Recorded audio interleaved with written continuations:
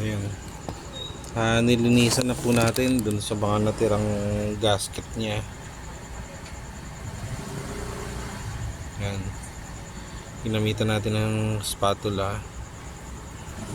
Tapos, ayan. Kino-compare ngayon natin yung itsura ng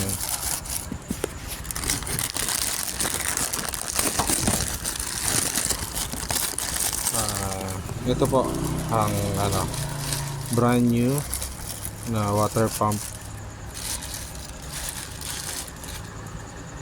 Yan.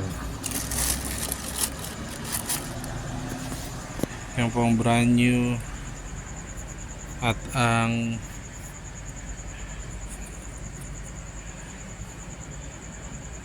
luma. So mapapansin nyo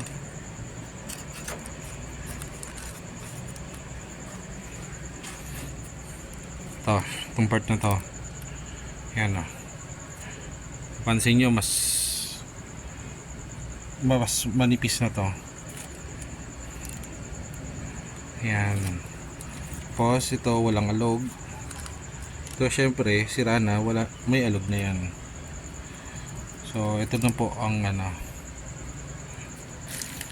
ang bagong water pump na ilalagay natin para sumigla na si patrol.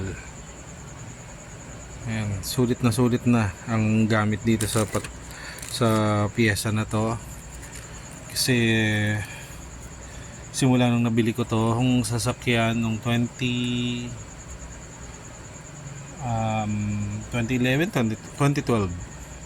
Ayan. Iyan na yung nakakabit. So roughly 13 years. Ayan, 13 years.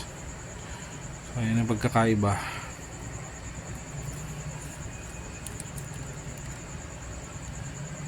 Sa 13 years na paggamit sa kanya, ayan, ang laki na nung naging space nung buong area. Mapapansin nyo, unti-unti kinakain ng tubig yung niya.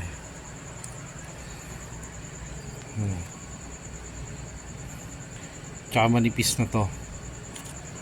Ito makapal.